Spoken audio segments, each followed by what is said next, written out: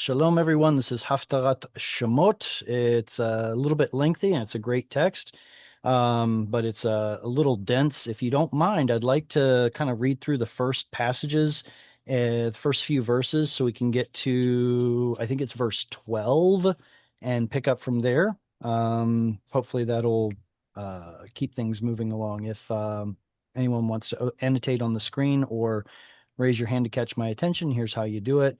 And yeah, for the first few slides, follow along with me. We'll make it a reading exercise and I guess, feel welcome to turn yourself on mute and follow along with me as I read.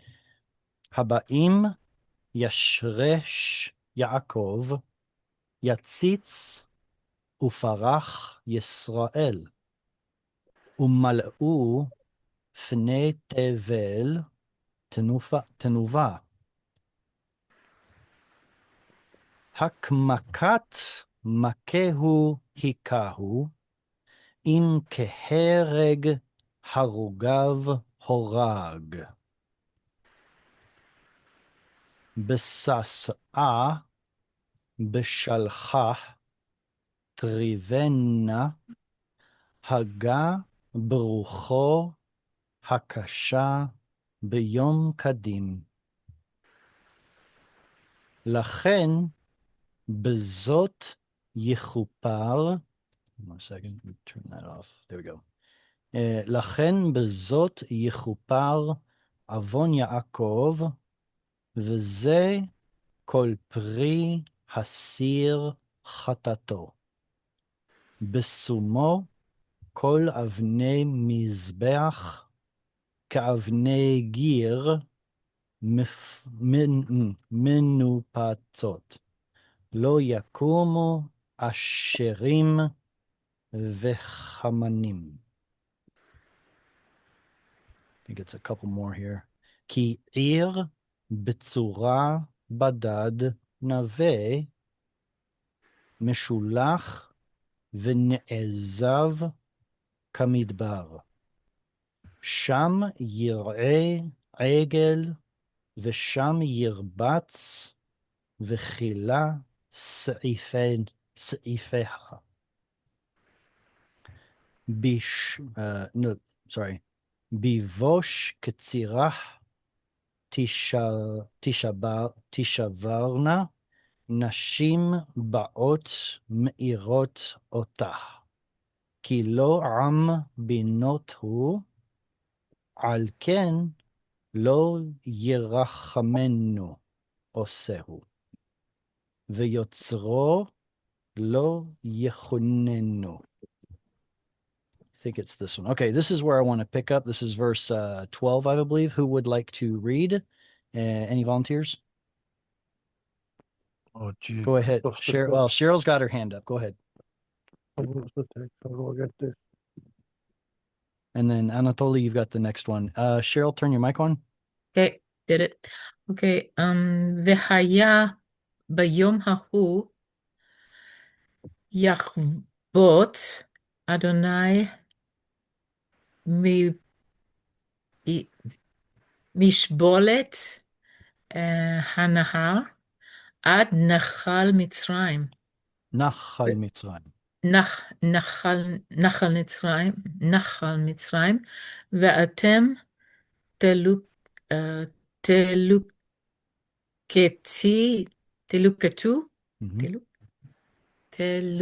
hold on. You said it. Telukatu. Okay, that's a cantillation. Yeah, it's a cantillation mark under the tet. תלוקתו לאחד בני ישראל. All right. That's tough to read. It's probably a little harder to understand. Yeah. Let's get wait, is this working? Hopefully this is working. Yay, it's working. V'haya bayom hahu, that's easy enough. V'haya, what part of speech is it? What form is it? Vekata. And so this is going to be kind of a prophetic future or something, right? And it will be, or it shall come to pass. Bayom hahu, is this definite or indefinite? That's definite. Yeah, definitely. You got Definite. baha combined together into ba. And it will be in the day hahu, that one. Mhm. Right. That day. Yachbot Adonai mishibolet hanahar ad nachal Mitzrayim. Mhm. Isn't shibolet the word that was used to determine who was an Ephraimite? Yeah. What did 40,000 what did the soldiers. Ephraimites say? They didn't say shibolet. What did Sibboleth. they say? They Yeah, said They said Sibolet. sibolet. Sibboleth. Sibolet, right. And what is a shibolet?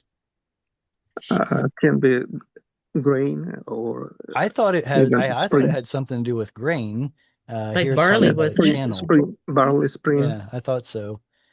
But here they're calling it a channel in the sense Yeah. of, well, okay, so we have Shibolet HaNahar, and then we have Nahal Mitzrayim. If those are parallel, then we're looking at two bodies of water.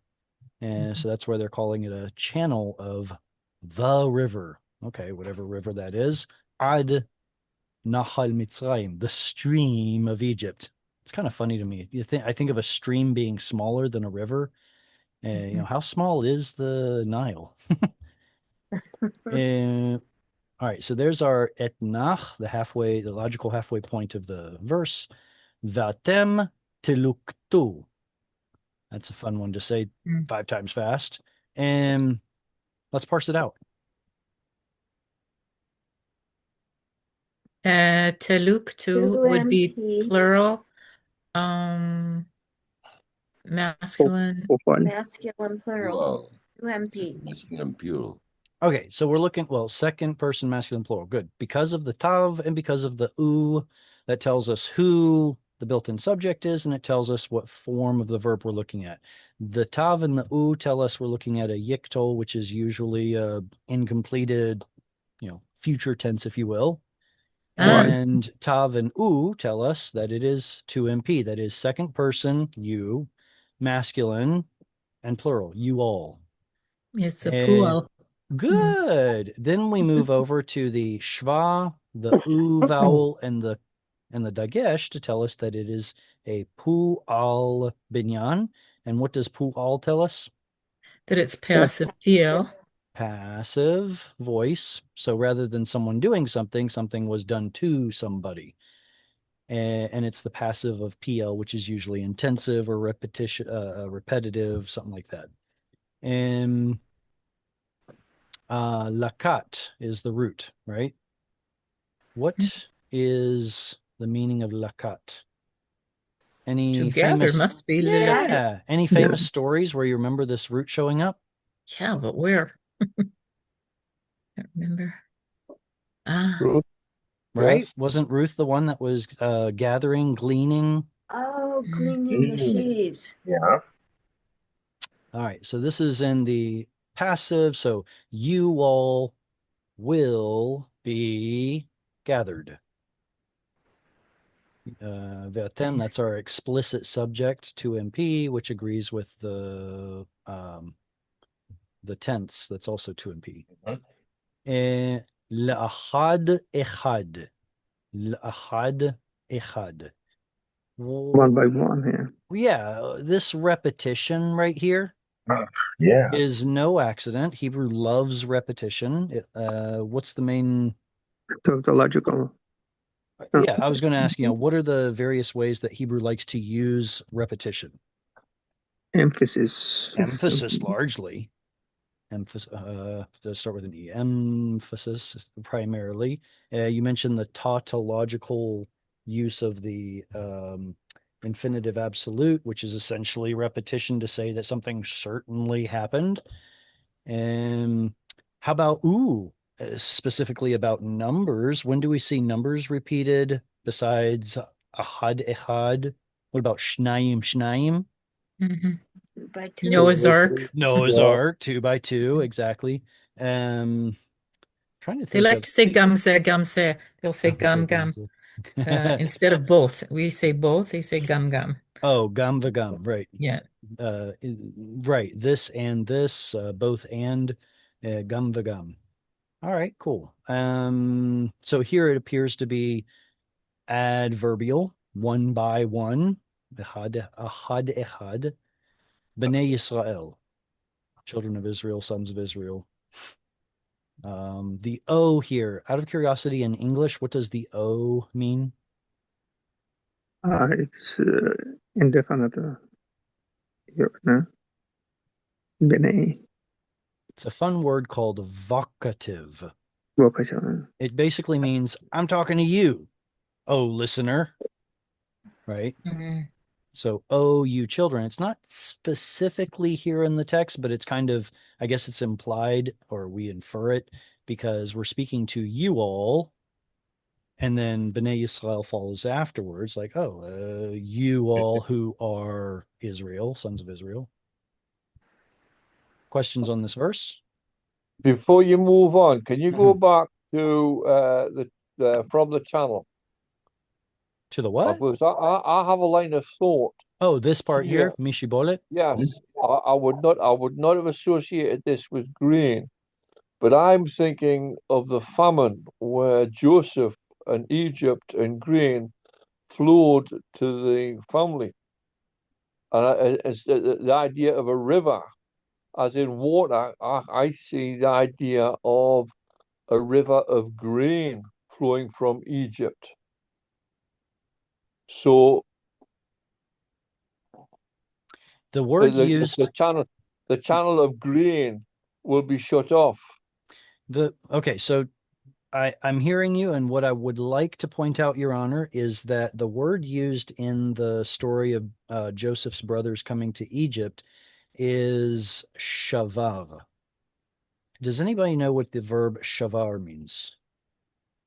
Shiver, break. Mysterious. Okay, Yeah. Shavar?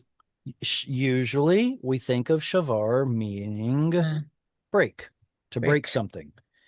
There is a secondary definition, which is to buy grain. Oh, wow. This is the verb that's used in the Joseph's brothers story. To shavar shever. Now, some experts will tell us that it has to do with like breaking a morsel of bread, and that's what it has to do with it. I'm not so convinced. Um, I don't know the etymology of the word, but I do know how certain consonants go back and forth, and I would not be surprised if, like other words, that lamed and resh change out. Um, it's happened before. It could happen. I don't know. I'm speculating a little bit here, but it's something to keep in mind. Okay. Um, let's just leave it at that. I But kind of looked I at, sorry, Jared. When I saw from something, whatever me, it is, oh, me of shibolet. the river, Hmm. are they making it a construct? Oh, sure. Yeah. Me Okay. shibolet tanai. So Hmm. so if she bullet like a grain of like a seed of a river could be like a tributary. I don't know. Maybe I'm out to lunch. no, I don't think you're wrong. I don't think you're wrong. In as much that if you've ever watched grain flowing, it flows like water, Right. It's really cool. right? If And you take rice, say for example, you have a bowl of rice and you pour it out, it flows like water. That's just the way I've looked at it for the first time, and that's my instant thinking. It's speculation on my part. let's Oh, see. It's okay. So it shows up 19 times. Oh, no, wait. Oh, yeah. Shows 19 times in King Jimmy. Branches, channel, corn that is grain, not maize, ears of grain, and then one time as floods, one time as Shibolet and Judges, and then one time as water flood. So something else is going on here. I don't know. We could speculate about the similar, how these two ideas are related, but the solution is probably something far more mundane. Probably like a Resh and a Lamed getting swapped out or something like that. okay. Like think of like Barzel. Does anybody know what Barzel is in Hebrew? Barzel? Iron? Iron. You're good. And what is it in Aramaic? Parzel. Parzel. There's a swap between bet and pay.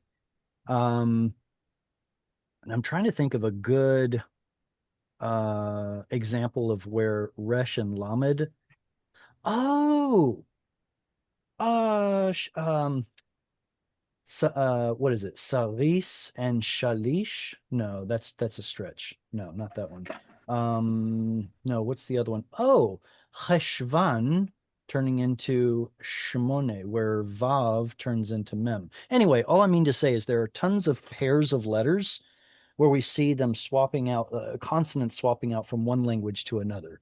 And so that's the first thing I would suspect. We could go to something like Klein's dictionary and see if maybe he has some insightful thing to say about the etymology of the word. But It's called metathesis or something like that. well, okay, so metathesis is a Metathesis. linguistic term that means two letters swap, kind of like how in Hebrew the word for a gate is a sha'ar, but in Aramaic it's a shara. So shin ein resh becomes shin resh ein. The resh and the ein swap from one language to another. There's tons of that as well, but not quite the not quite the not quite what I was talking about, the swapping of consonants. And anyway, I don't want to get caught in the weeds up to this point, but No, did just want no. to suggest that does exist. Stream. Would let's see, Anatoly, you wanted to read next, I think. Yeah, I'd like to read. Yeah. Wait, is this the right one? Is it? It is. Okay, go ahead. B'chaya bayom chahu itka bishofar. Yeah, itoka. Itoka kamatzkatan. It's Yeah, not itoka. no. It's I'm sorry. I'm underlining Oh, it not because it's a kamatskatan, but because you rushed past it. Give it some time. Yitaka. Itaka. Yeah. Bishofar gadol uba u yeah, ubao haob bedim be'eretz ashur behanadahim behanidahim be'eretz Mitzrayim behish tahabu la Adonai bihar hakodesh yes, hakodesh Birushalayim. Good. There's that yod right in there. It's kind of hard. I say yod, chirik. There's what's called a furtive chirik right there. It's really hard to see in this font, but you got it.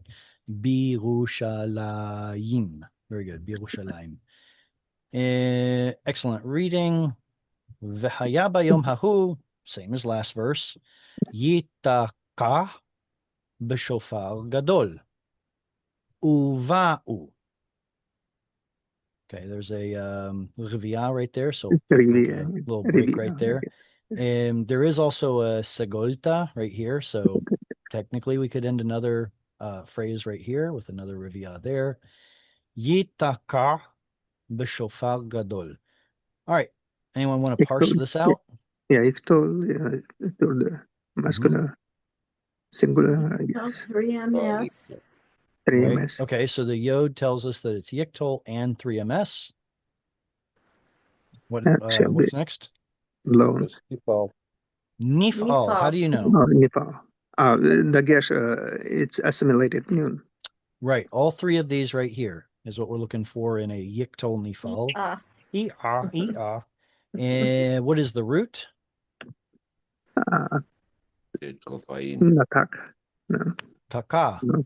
Taka. The noon that's in the dagesh of the tav there is the noon of nifal, not of the root. So this is the root taka to make some noise. Yeah, to trumpet. Trumpet. Like tikiyagdola or something like that. Trumpeting. And b'shofar gadol. What is a shofar properly? It's not a trumpet. It's a ram's horn. It's a ram's horn. Horn. It's a ram's horn, exactly. And okay, let me take it a step further. Does anybody know any other word that has the same root as shofar? What is the root? In Peresh. In Parish. Schiff, yeah. Okay, so now I ask, what other words do we know related to this root?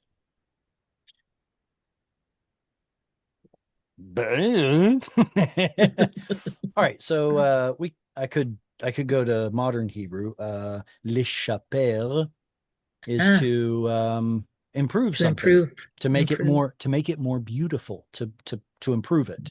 Does anyone know the name Shapira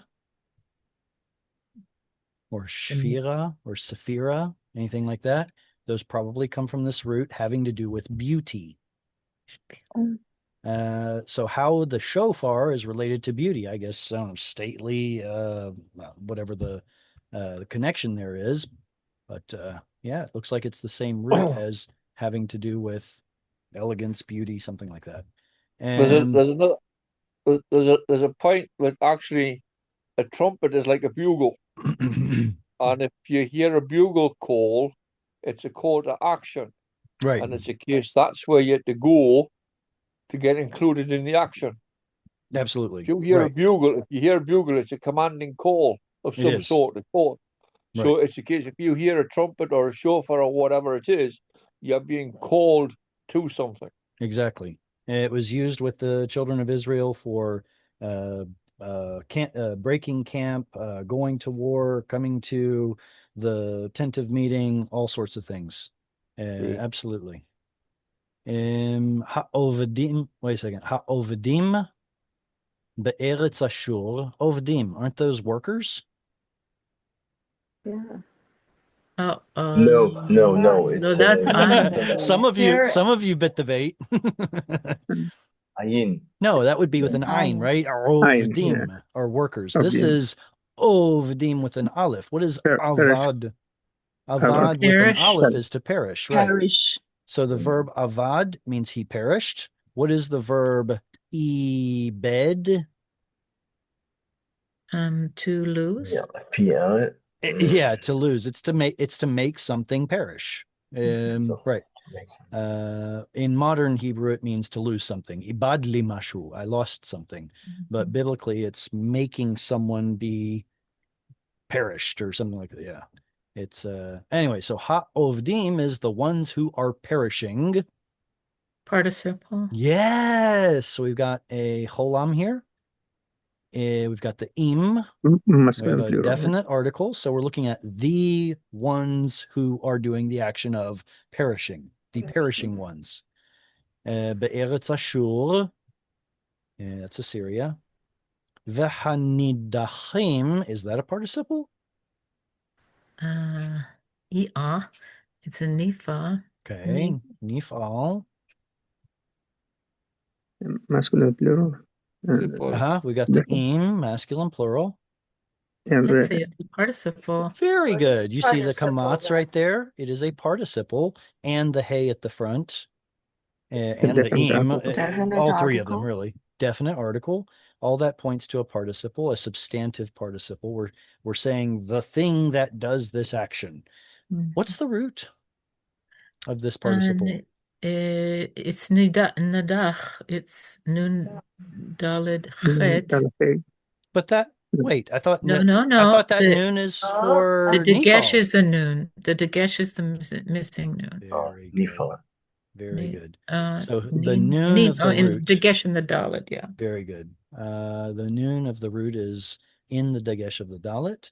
Why is there a dagesh in that noon then? The noon of Nifal. Definite Because the root article. letter is nun. Definite. It's just a definite Patach. article. Hey patach dagesh, right? Yes, Patach yes. dagesh. Oh, Ha! right. Okay, very good. Oh. So we're talking about now. I guess we need to know what is the root nidach or nadach. Nadach. Outcast. Rejected or cast. They say So if we cast put it away. right, so if we put it into the passive, it would be the ones who are cast away or being cast away. Mhm. The outcasts Sounds like a good translation. Be'eretz Mitzrayim. Why is there a kamatz here instead of patach? Because it's Also, not Pausal. Just puzzle. pausal. Just pausal. Nothing And special. Mark. Vehishtachavu. Bleh. To worship, to This. bow down. Yeah. Verb that is that the only Yes. Hishtapel in the world? Yeah. Hishtapel. It's probably not the only Hishtapel in the world, but it is the only Hishtapel in Hebrew. Does one of my students want to help elucidate the history of this menagerie, this word? No. No one? It's mentioned in Genesis 44:18 when Judah came to the Joseph and his famous speech. And and he bowed down before Joseph? That's right. Joseph, Right. that's right. Right. In 44:18, I guess, in Genesis. Right. Okay, Right. good. And so in the Bible, this verb generally means to prostrate yourself, often in relation to worshiping the Lord, but also in showing your humility before like the second most powerful person in the world, like Joseph. All right. The question I have though is how did Hebrew get this? What's the root? What's the pattern? What's going on here? It's like It's somebody the just took a Hitpael. bunch of They took a bunch of switched letters Hitpael. and jumbled them Hitpael. up. Shin and the top. Okay. I hear you all Yeah. saying That's the way it's Hitpael. Juxtaposition for the sake of pronunciation. Yeah. By juxtaposition means putting two things next to each other, right? Oh, Do you so mean change They around swapped metathesis? it. the tav and the sheen. Metathesis, exactly. Because Metathesis. seen and sheen and samech and tzadi and zayin all were pronounced in the same place in the mouth as a tav is pronounced in the same place. It's nearly impossible to hear the tav if it were vehit shahavu. Vihit shakavu. What? I can't even do it. Vihit shak. The hit shachavu. The tav disappears. So in order to maintain the tav, the sibilant letter, the sin, sheen, samech, whatever, is swapped with the tav so that you can still hear the tav. Hishta chavu. Good. Okay, so it's a hit pa'el with a case of metathesis, swapping of the letters.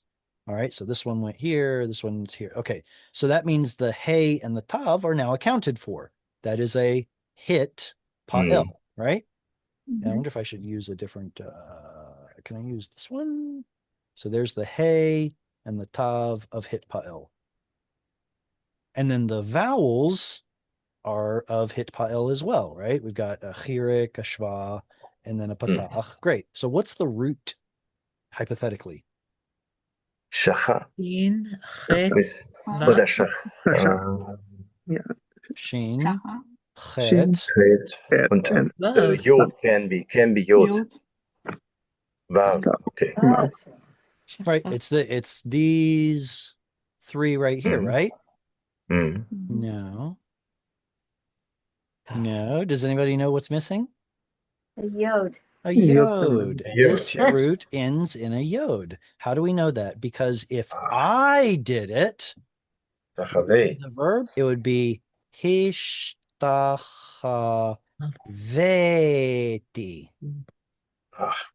There's your yod right there. So the root is shin, chet, vav, yod. 4 letters. Wait a second. That doesn't happen in Hebrew too much. Yes. Now we move on to the next step of clarifying what this menagerie is all about. Why is there a sheen at the front? The root is probably chet vav yod. What's the sheen doing there? The Like sheen, Asher. It's part of the pattern. it's part of the pattern of a different language. So Oh, between Akkadian and Aramaic and possibly some others, they don't have a hefil, they have a shafel. The shafel or the shafel pattern like this. So shaf Oh. el. It's similar to the he feel. If you swap the sheen out for a hey, it looks the same. Haf el or hif il or haf il, whatever you want to call it. Remember that the patach of he feel is more original. The chirik of he feel is not original. So shaf el is essentially another language's he feel. Mm. So if we take the verb chet vav yod and put it into the shaf el, we're left with shin chet vav yod. Then you take those four letters and put it into the hit pa el Mm. ben yan, and it becomes hishtachava or hishtachave or hishtacha, whatever. That's how we get this word. Or at least that's what the experts think. But yes, it's a very, very, very common. Ishtachavé. It's a very, very common word. It has what looks like ostensibly four root letters. It is hit pa'el. It is so-called lamed yod. The last letter is a yod. So it's just all kinds of messed up. It's a fun one. Okay. V'hishtachavu means and they, v'katal, and they shall, right? There's a katal, u at the end, and they shall prostrate themselves or worship or bow down. Mhm. La Adonai. This is not La Adonai. It's La Adonai. If we were to write this out the way the scribes want us to read it, it would look like this. La Donai. Definitely. Well, I guess I did. Definitely. I guess I did that wrong, didn't I? You know what? They do have a patach there. So I Mhm. might have to eat my words on this one. Maybe it is supposed to be La Donai. Mhm. Anyway, when I read it and when I hear others read it, they say La Donai. So I'm just trying to justify it and not doing a very good job of it. Okay. Mhm. V'hishtachavu la'Adonai b'hal hakodesh. What is hal hakodesh? Where is that? A definite article in the holy. Mm-hmm. A The definite mountain construct. of the holiness. The Mhm. mountain of the whole, because kodesh is technically a noun. The mountain of the holiness, and probably referring to the Temple Mount in Jerusalem, Birushalayim. Questions on this verse? Is Assyria, has it got a root in Asher? Is it the son of Shem? Should be. Because the reason why I'm asking this, right, Yeah, is isn't Ashur one of I thought it was listed in the 70 nations in Genesis. well, there's something in my mind here, and as much that if they were wayward sons of Asher, then it's a case that they've lost the discernment. And it's a case I've lost what was going on there. But the thing is, the outcasts of Egypt, he has two groups of people who come together who are at wits' end corner to come to worship the Lord in purity and honesty and repentance, and God will have mercy on them.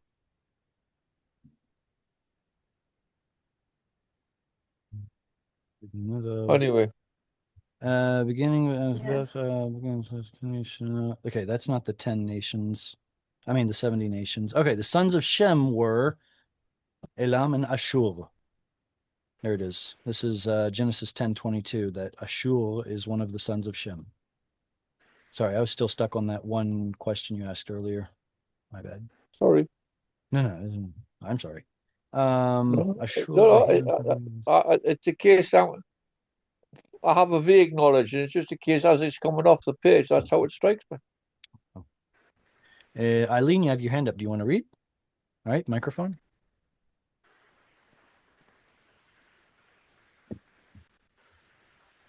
Okay. See.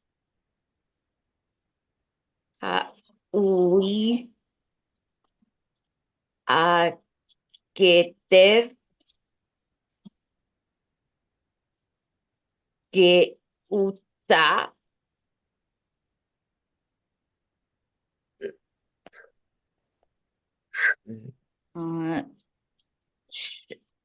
Shai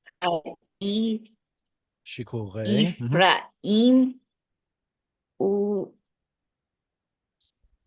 Oh, Shikure. Sorry. Ephraim וזית, נבל, זבי, תפ- תפרעות, Tifarto. אשר על תפארתו, אשר על ראש גיא,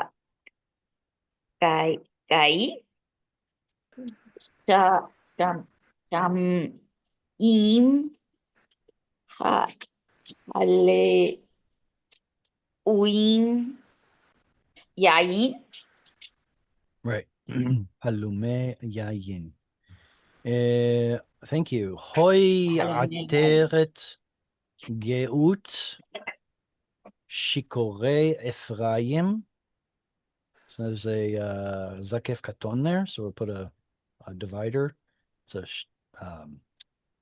a syntactic unit. Vitzitz novel tzvi tif'arto.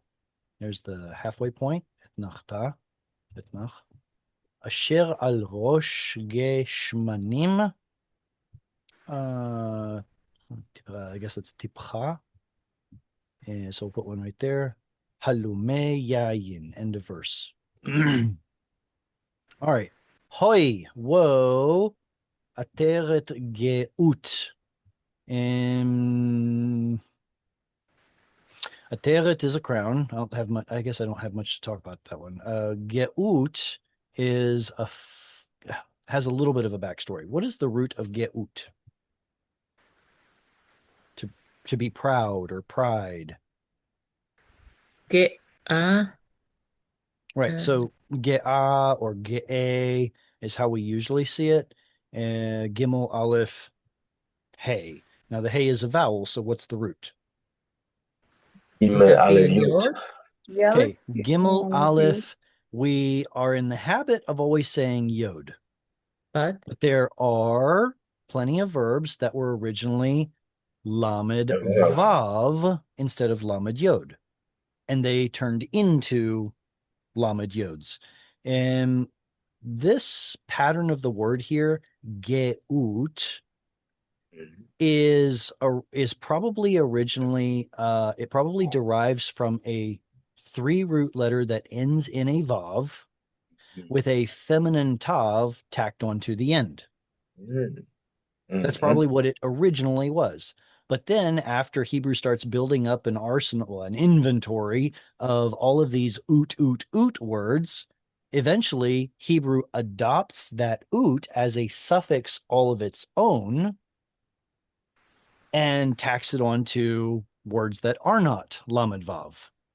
It's kind of cool how that progressed in Hebrew.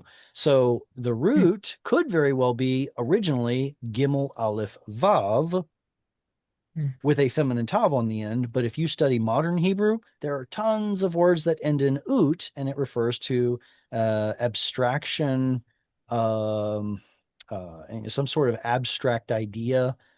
Think of like what's M, Ima? What's M? mom, Mom. What is imahut?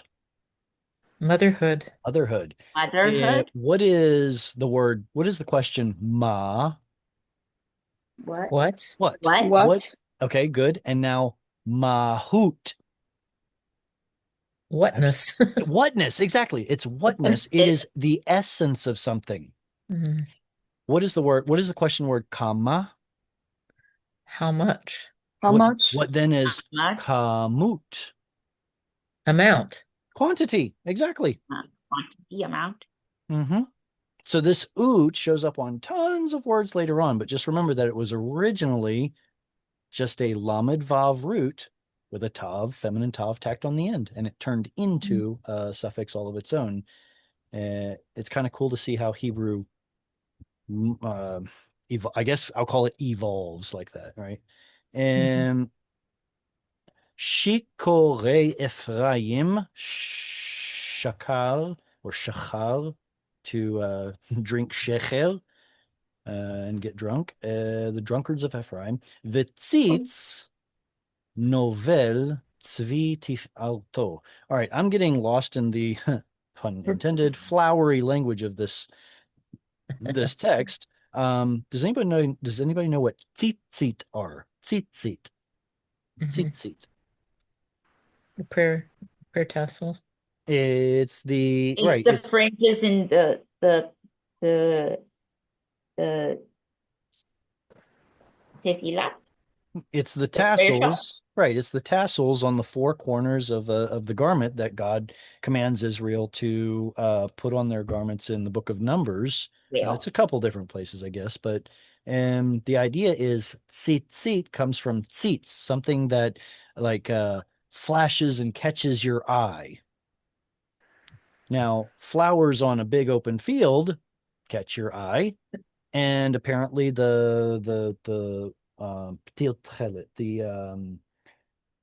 strand of blue in the tassels is supposed to catch our eye and remind us of God's commandments. And so the word tzitz and tzitzit is related, but it feels like a stretch. It's something that glistens and catches your eye, or something that stands out and catches your eye. And ooh, anybody remember a guy named Nabal? Naval? Mhm. Naval. Mm-hmm. Mm-hmm. Like withering away or fading. Remember, Nabal was kind of ridiculed for his action or inaction towards David. No, action towards David, or ignoring David. And then his wife is like, "It's not without reason that he's called Nabal." Anyway, so just trying to connect the two roots there. Tzvi is it says here majestic. It's also a gazelle, I think. Tzvi. Yeah. And tif'arto, his beauty. Tif'eret, pa'al is the root. All right. Woe to the crown of pride, to the drunkards of Ephraim. Flower that's fading, majestic beauty. Huh. I guess it's referring to the flower being majestic and beautiful, but it's fading. I don't know. Asher al rosh ge shmanim. Oi, okay, that is on. Okay, what is Asher doing? Describing something Yeah, giving was extra already information about something we just read, and it's going to put it in a dependent clause. So apparently, we're supposed to read this as a dependent clause. That is, it's a sentence that depends on what was al rosh ge shmanim. That's not a sentence. So we are to assume that it's a sentence simply because of that word asher. And if there's no verb here, what do? You put it in. Supply it. It's an assumed verb, to be. And that's exactly what the translator did for us here. Thank you. And which are upon the head of the valley of the fat, Shemen, or Shmanim. And does anyone remember what the valley of the shadow of death is Gate translated al as? Mavet. Ge tzalmavet. Very good. So that's the same word ge. The word ge is probably a seglet of the root gimel yod aleph, and the aleph has simply quiesced, and the original vowel was probably a chirik flavored seglet that turns into a tzere in the open syllable. And but let's see what else. Shmanim.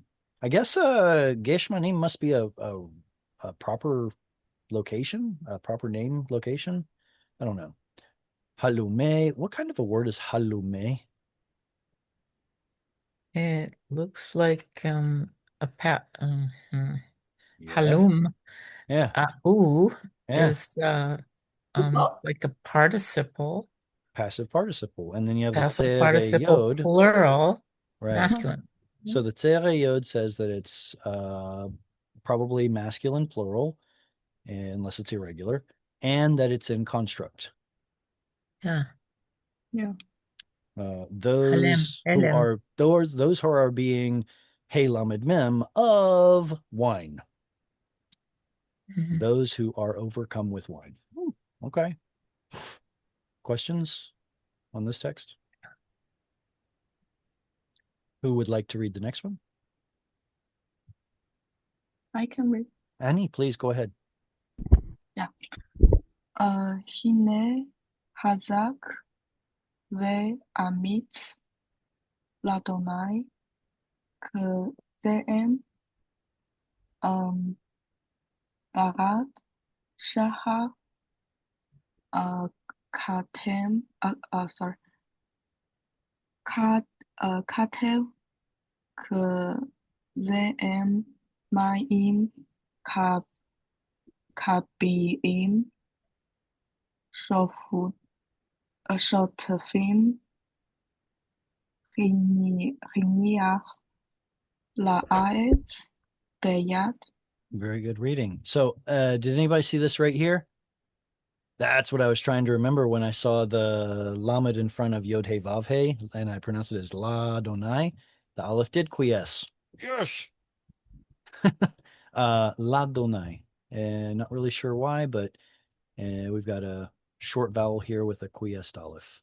La Donai. Hine chazak va'amitz La Donai. There's a katon. Kezerem barad sha'al katev. There's the halfway point.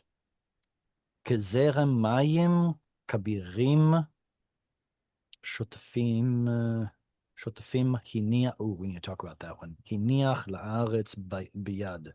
End of verse. Okay. Is there a good place to... Is that all one phrase? No. Maybe.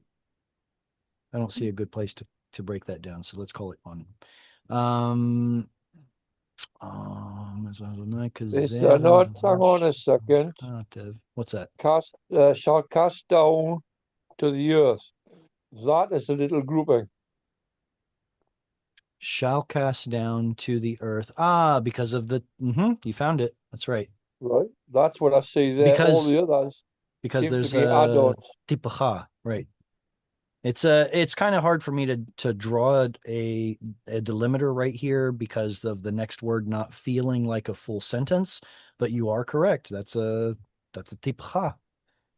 So the Masoretic scribes want us to kind of bring this thought to a close before going on to the other word and have that as kind of a thought of its own.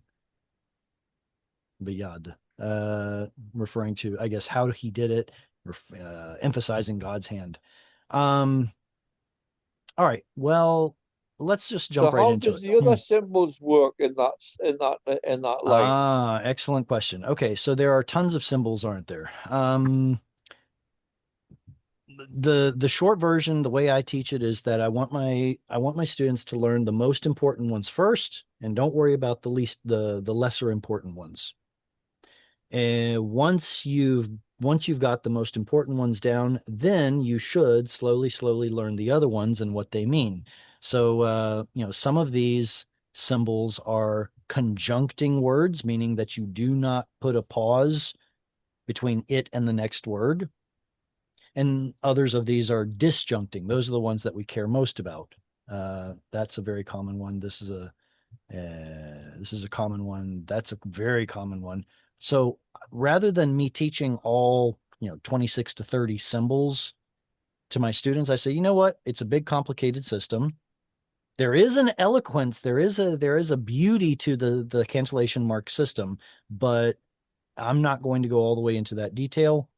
I'm going to say, you know what? Let's use it for what we need right now. And then when you are closer to being an expert, dive in, learn about it. In fact, I recently read a fascinating article that goes in deep on how the cancellation mark system works. If anyone wants it, just send me an email or a message and I'll send it to you. But to answer your question, that's what I try to do. Just learn the most important ones. I'm not going to teach you 26 different symbols. Have them memorized by tomorrow. No. No, The other one's I conjunct. think there's about five that are pretty useful. Mm, There's about right. five pretty useful of the 26. Exactly. And The more a person knows about biblical Hebrew, the more important it is for that person to know more of the cantillation marks. But until that point, it's not important. It would be just over the top to try to learn the whole system. But in short, the cantillation marking system breaks the verse into syntactic units so that we can group the right words together and put a separation between the right words so that we read the text exactly how the Masoretic scribes want us to. And they're pretty smart. Most of the time the Masoretic scribes get it right. Sometimes they're wrong, but vast majority of the time it's very sage wisdom to look at it. And all right, can we talk about this verb right here? yeah, Hiniach.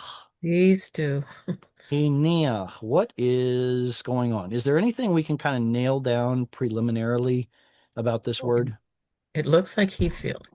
It looks like he feel, okay? And what about it looks like he feel? There's the hay, Mm-hmm. uh, and the chirik yod.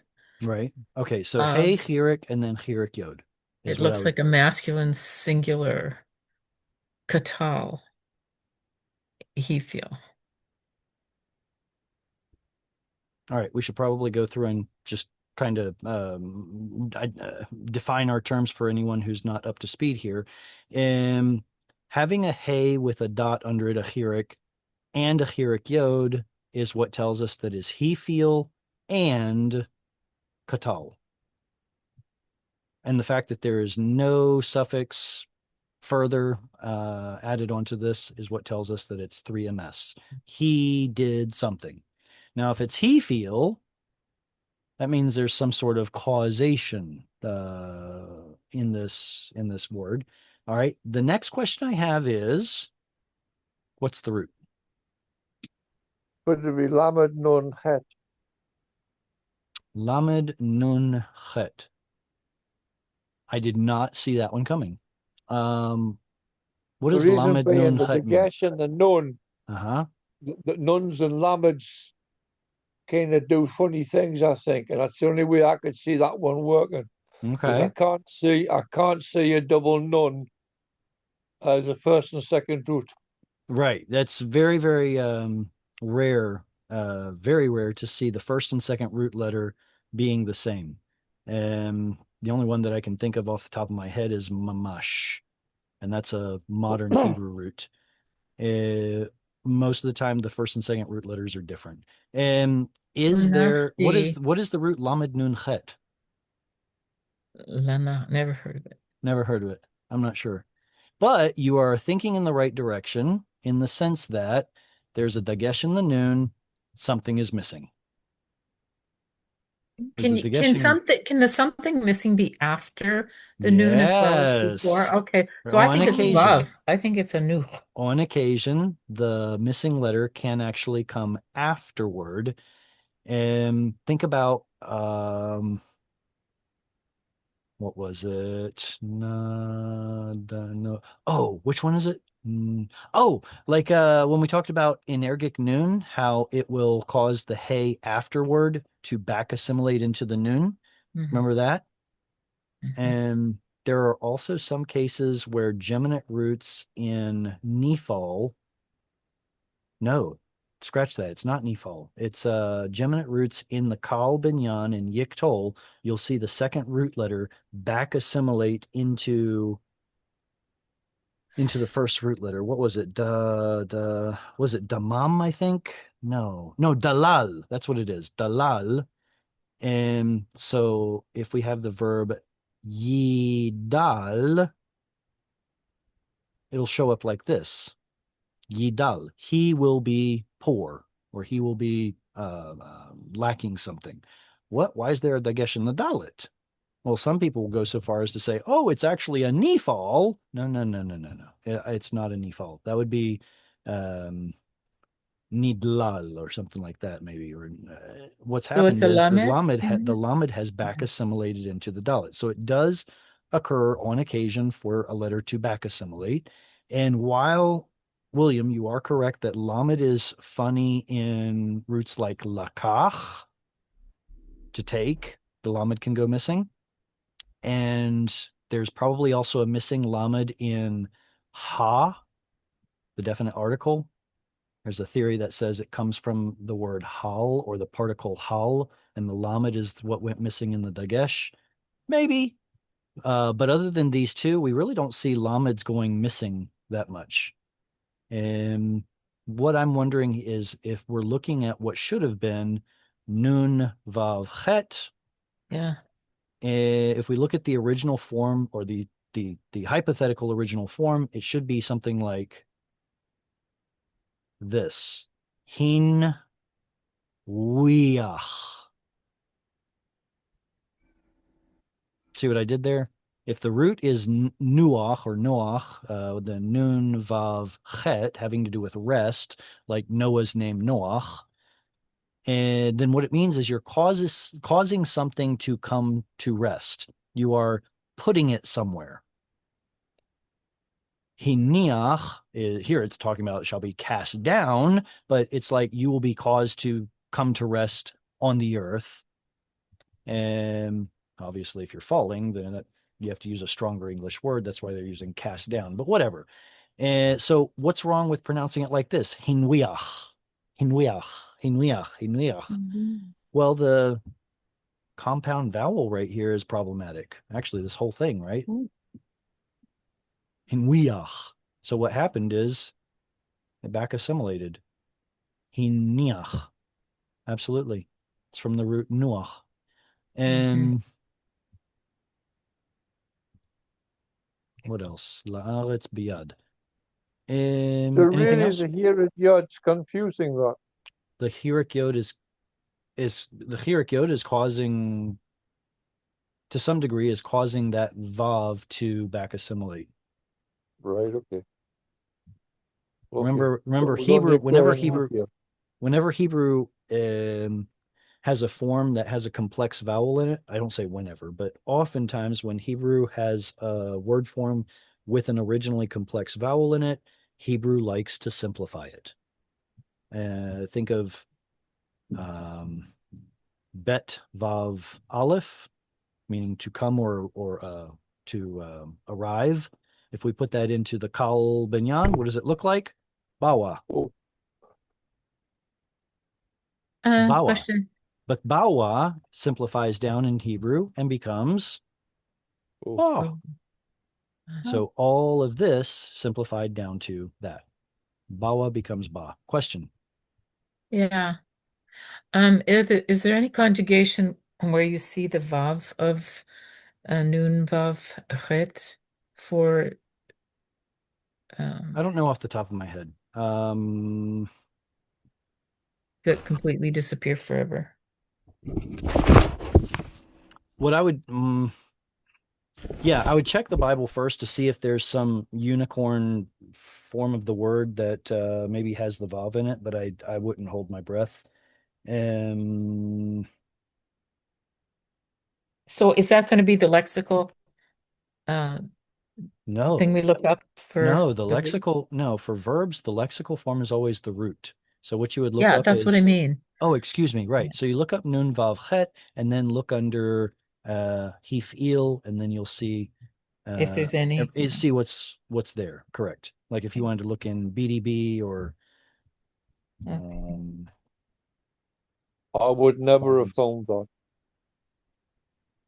eh, I would never have found that. I would never have thought well, the verbs to you be could back. use a different tool to figure out what the root is, right? If you have a Bible that has clickable links on it, you can click on it and it takes you to the entry. You would find it that way. I wonder if you typed in Well, the only way I could see of doing it is in Bible Hub in right. the interlinear, and Yeah, you then go to the Strong's number, and that would then reveal it. But correct. that's the only way you would ever As find long it. as they didn't make a mistake there. Bible Hub is great, but they do make some mistakes. Well, that's okay. That's Who would okay. like to read this itty bitty verse? I'll have a go. All right, go ahead. Berag Layim Tera Teramat Na Et Rat Geut Shekore Ephraim. Ephraim. Ephraim. Ephraim, there are those shikorei Ephraim again, those drunkards of Ephraim. Well, that could allude to the sons of Eli. They were a bit funny. They were, but why were they of Ephraim? They were Levites. But was it not in the place of Ephraim? Fair. Shiloh. I thought Shiloh was Shiloh was it was in Ephraim, and that's where the ark was. in southern And Ephraim. Yeah. Okay. it's a case that I'm afraid his sons were not the mustard. Oh, correct. Yeah, he had terrible sons.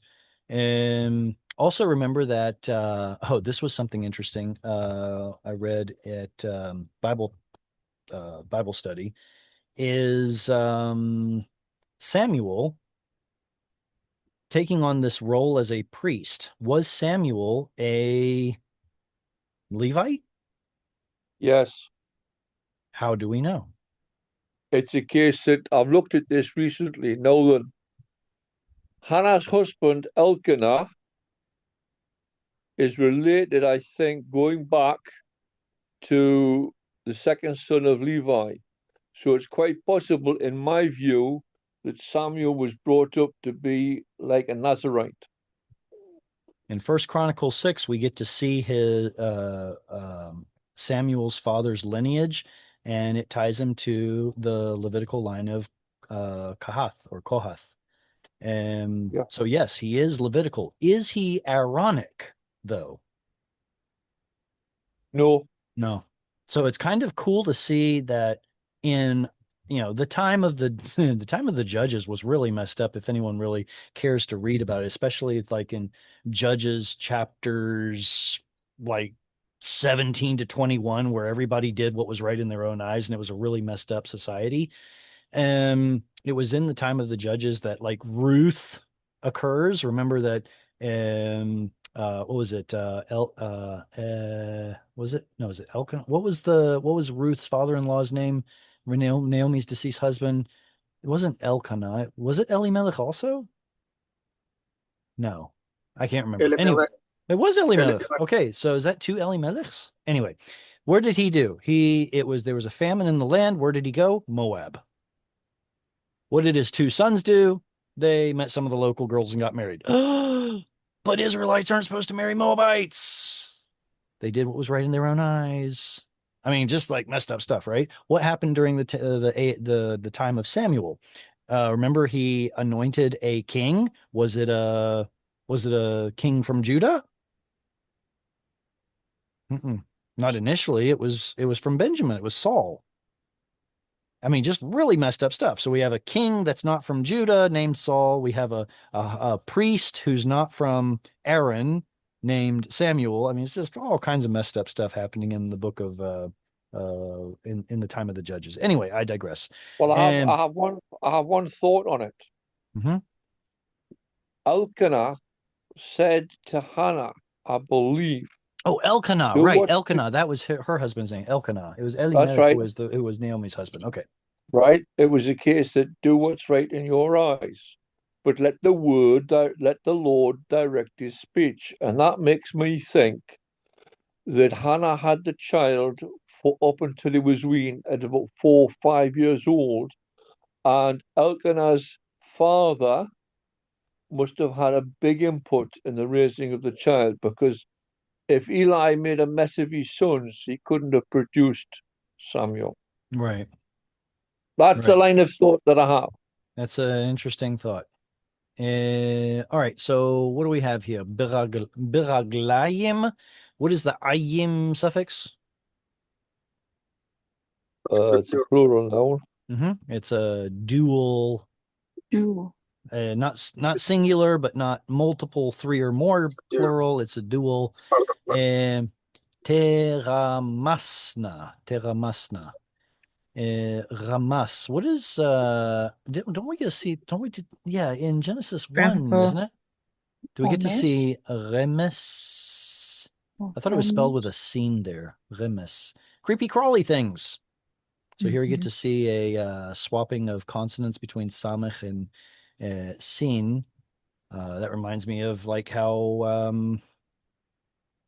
later on Israel, Yisrael with a sin, becomes, what was it?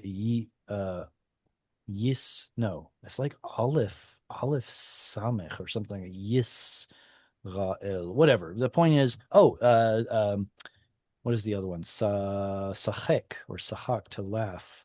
I think shows up with Samech occasionally. Anyway, it doesn't matter. I digress. And so under the, or with the foot, what is the tav at the front and the na at the end tell us? Oh God, it's Yikdal and it's third feminine. It's all we know is that it's either second or third feminine plural. Mhm. So are we talking about you ladies or underfoot? Or are we No, talking it's about talking about the they? feet. So if Oh, the feet are the ones doing the trotting, it's that interesting that can't there's a be. b at the front. Yeah, that can't be because it's will be trodden. Will be trodden upon or will tread. Okay, what binyan is this? Tirames, that'd be Ramas. Is it Katal Okay, ramas is the root. or Kal? Te ramas. That's Oh, is it a Yiktor. Nifa? Nifal. Nifal. Oh, Nifal. It should have been a Oh, yeah. dot with a dagesh right Yeah. there, but Resh Near says, no, thank you. So it's Nirmaso, nifal. that's passive. Passive. So that's where we get the shall be trodden. Uh-huh. By foot, either they or you all feminine shall be trodden. So probably referring back to, let's see, let's go back to here. What's feminine plural? What's it referring back to?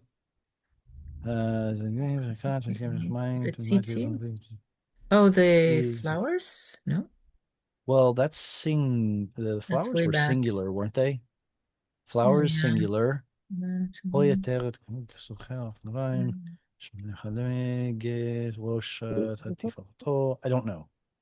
I don't know. But we'd have to figure out, what's the implied root here that is feminine plural. Would it be the crown? Well, this is The feminine crown will singular, be though. trodden That's singular, underfoot. though. That's singular. Yeah, this is feminine singular. This is feminine singular. We need something that's feminine plural. I don't know. Maybe we'd have to look at the greater context here.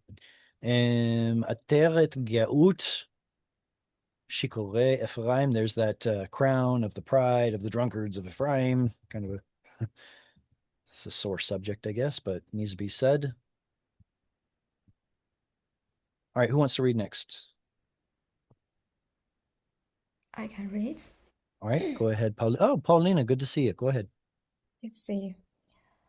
Vahayeta zizat no Nobel zavi tifareto asher al roshge gil shemanim kevikura rah beterem kais asher ie haroe ota beotach behafo Ivlaena. Yivla'ina. Very good. Vehayeta tzitzat novel Tzvi tif arto. Is this a silent shva under the resh? Yes. Silent. It should be silent. Probably a silent shva. How do we know? Two reasons. Short vowel here. Hif arto. I didn't understand. Preceding What are the two reasons? Short vowels. Patak. Ah, right. Because there's a short vowel patach. That's one of the reasons. What's the other reason? What's the other reason we know this is a silent shva? Close syllable. If fair, but that's because of the short vowel before. So that's the same reason. What's the second reason? Well, it's a toe ending. It's a consonant vowel. See the weak dagesh in the begad kefat letter? Mhm. The tav will not take a dagesh if there's a vowel sound before it. So that's kind of like a slam dunk right there that it must be a silent shva. All right, so there's a lot of repeat going on here, right? We've got the tzitz or the tzitzat. We've got the novel, tzvi, tiferet, tifarto. And there's the geshmanim. What's new in this verse?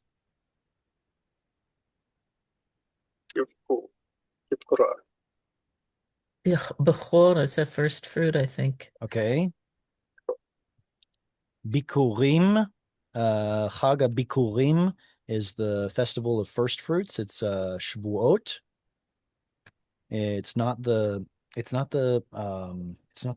first sheath that's brought right after Passover. It's technically Shavuot is the one that's called Chag Bikurim.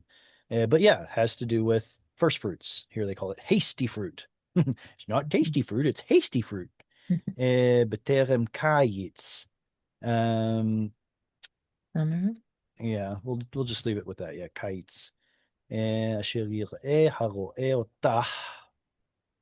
Referring back to the one who sees it, I guess. Be'odah. Od means it's still doing something. In her, still, bekapo, in his hand. Yivla'inna. All right, what's the root of yivla'inna? Bala. Bala. Goop. What's the yod? That's Yiktol. Yiktol. 3ms. What's the n? Yeah. Feminine. All right, And it's then two things, right? plural. So the ha is the 3fs suffix. What's the nun doing? Yifla'ena. Is it on Nergic? Nergic, right? Nergic nun. That looks like emergic. It's supposed to be energic. I guess I can't write. Make it a There we go. Energic. Very good. So what happened here is we've got the yivla, yiktol verb, plus a nun shoved in there for the purpose of certainty or something like that, plus the ha sound, the original 3fs suffix, which becomes yiv la a na. This hey back assimilates into there. Wait. So where does this hey come from? Is the hey at the end of yivla enna the same hey that's at the end of yivla ha? No, it isn't. See, you've got this trailing ah sound on the end of the word. What did they do in the time of Solomon? They said, oh, all words that trail with an ah at the end, we're going to add a mater lectionis letter. So this is not the same hey as that one. This one is consonantal, referring back to the 3fs, the one that we usually see with a mapik, like this one.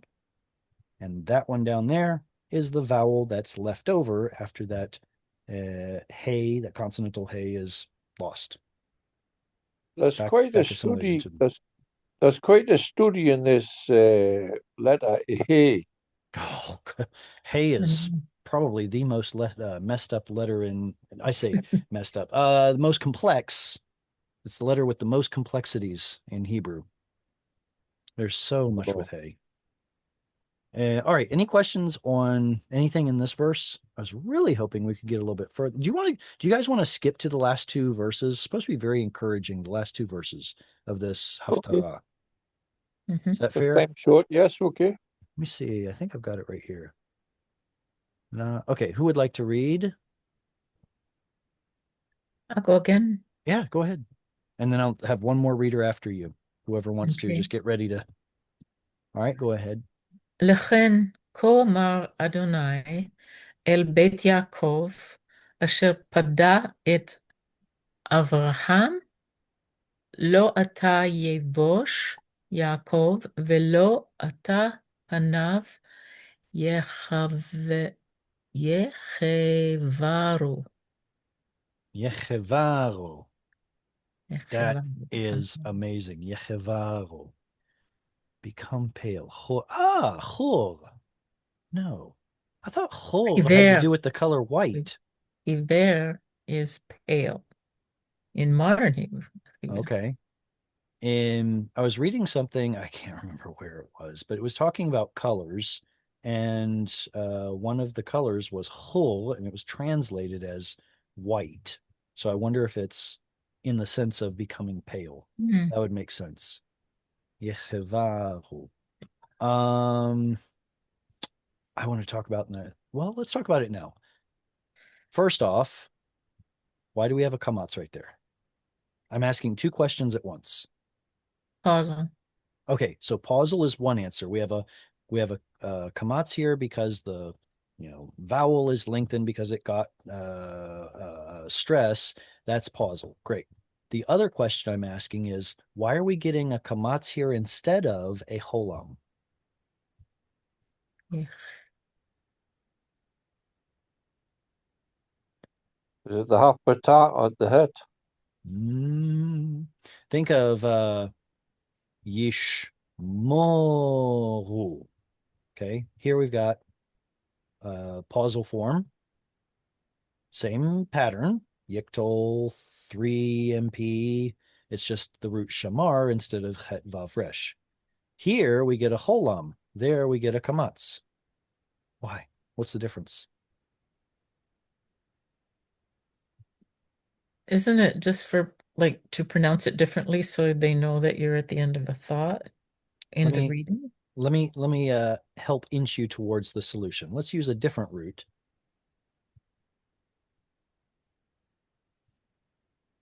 Yishma'u. Okay, why is this an O and why is that an A?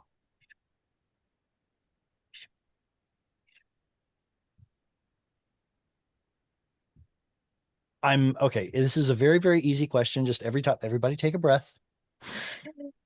This is super easy. It's a super easy question. How many different forms of yiktol are there in the Kal Binyan? Well, technically there's three, but we don't talk about the third one. There are two. There's yiktol and yiktal, right? Yeah. Okay, when is it yiktol and when is it yiktal? Okay, when it's stative, it's the A flavor. There are two Also, reasons. Yeah. guttural, two or three guttural, Very two or good. three Very guttural. good. Okay, so that's what I was hinting at. So we expect an O vowel unless either there's a guttural in the second or third position, as this one has, and then it's going to take an ah sound. Bam, check. Makes sense. But this one does not have a hey, chet, ayin, or aleph in the second or third root letter. It has a resh, I know, but when it comes to yiktol letters, resh doesn't matter. See, there's a resh right there, but it takes an O sound. Resh does not affect it. So why do we have an ah sound? Like you said, the second reason. Is that because of the single? Stative. Stative. It's stative. It is a state of being verb. State of being verbs have an e-ah pattern. Yiktal. Think about the root gadal. What is gadal? It's actually gadel, technically. What is gadol, gadel? To grow. Yeah, to be big. To be big. So what's the verb yig? Dal. Dal. Good. Yigdal, like this, or in the pausal form, it would be yigdal. It's a state of being verb. to be, he will become great. Same thing is happening here. Yechevaru is a state of being verb. To be pale. What's really cool about this is that we didn't just lose the consonantal vav and it turned into a shurik. Isn't that how most of them work? Like nuach, yanuach, he will rest. It turns into a shurik, a vowel, but it didn't turn into one here. That's really cool. It's like the pausal form, or perhaps the state of being form, preserved that vav as a consonant. All right. Well, that was fun. Let's see. What else can we manage to find in this verse? Lachen ko amar Adonai el bet Yaakov asher pada et Avraham, the one who redeemed Abraham, the Lord. Lo at this one right here. Yeah, let's do this one right here. Ata. Tell me about this word.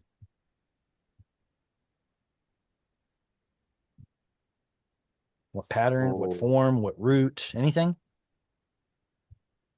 Well, there's a dagesh in the tam, so it's That probably double is tam. important. Okay, so we basically have a double tav here, or we have what appears to be a double tav.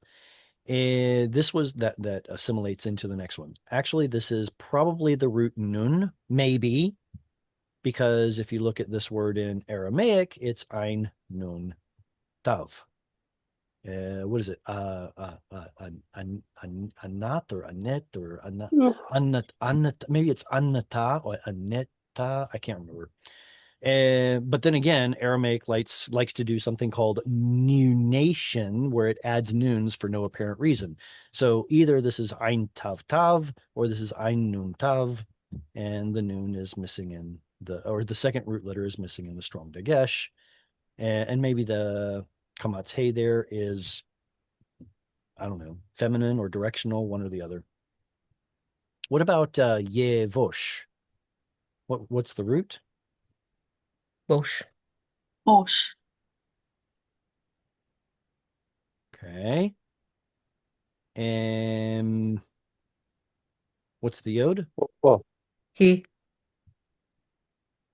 Krimas yiktol. Yes. I was under the impression that there should be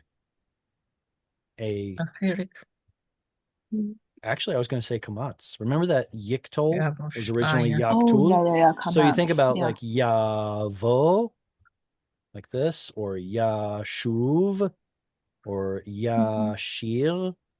They all have an ah sound. Why does this one have a yeah? Alternatively, Oh, it's say again. is it Hefil? If it were Hefil, there should be a yod over in the is second it syllable. Oh, is it because of the he and the yata? Oh, in the ata? Actually, no, it's not because of that. Okay. It That was has bad. more to do with what we were talking about over here. Mm-hmm. What was the pattern over here? Oh, Yik Tal. tal. That's the state of Yiktal. being verb. Yik tal. So what So's happens that. over here? It's the same. Oh. Except what happened is, instead of being yiv wash, the wa sound becomes an o, and then this bet, it now belongs to this syllable right here, which caused that to lengthen. The point is that tsere and chirik are both ie vowels. We're looking at a state of being verb. Oh, I just told you something that's not entirely true. Just a moment.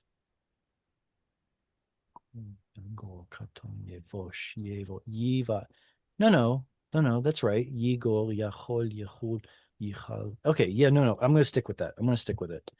And I believe that's correct. Anyway, the point is it's a state of being verb, and that's why the tsere is there, to be ashamed. He will be ashamed. Velo ata pana yicharav. All right, very quickly, we're out of time. Who wants to read the last verse?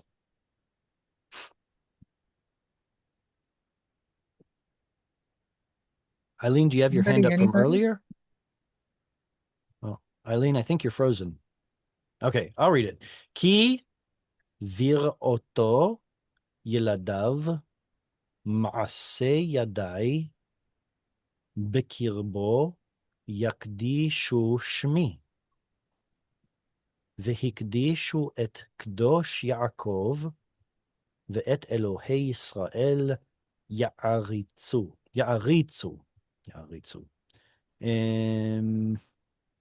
Okay, lots of kadosh, kuf dalet shin, kuf dalet shin, kuf dalet shin, shmi. I don't have much to say about this last one. I really don't. Does anyone have any comments or questions on this or anything we've done so far? Thought it'd have something really powerful. I mean, it's in the midst of these shall sanctify my name, sanctify the Holy One of Jacob. Okay, so it's something certainly to look forward to. Looking at the interpretation of this in the previous verse, it's very hopeful. Remember that the Haftarot will often bring a message that's very hard to accept, hard to receive, and then right at the end, it'll have a word of encouragement. That's essentially what's happening here. Almost everything that we've read up to this point is like, get rid of your idols, grind them up, focus on the Lord. And then here in the last two verses, like, and the Holy One, he sees his children, the work of my hands in the midst of sanctifying his name, sanctifying the Holy One of Jacob and the God of Israel, they shall fear or revere or something like that. I would have said that was the work of the elders, bringing up upright children. Oh, sure. You mean like the system of the Haftarot? Well, whichever. It's a case that if you have an input into a child that's positive and honoring or whatever it is, they will stand out. They will stand out amongst the crowd. Sure. And I think that's the essence of the God of Jacob, where the wisdom from the fall and the flood passed all the way down through into that line, where they were saying, this is not good, and there we have it. It's a rule for the elders to point the way for the younger ones to lead a better life. I want to encourage all of you very today I met somebody who was saying some things that sounded like it was going against the Bible a little bit. So I just kind of introduced myself to her, had a great conversation with her. She said, yeah, I'm using my concordance. I'm trying to figure out the Hebrew, trying to understand the original text. I'm like, oh, that's amazing. And you all are doing the same thing. And you all can be sowing seeds into so many other people's lives as well. I just want to encourage you guys. That is so awesome. Bless you all for doing that. And all right, that's all the time we have. I should probably scooch. Thank you all so very much for coming and studying Hebrew. Look forward to seeing you all next week. Lehitrot v'shalom. And you did well. And you did well. God bless you. להתראות. Thank you. שלום. בבקשה. Till the next time. Shalom.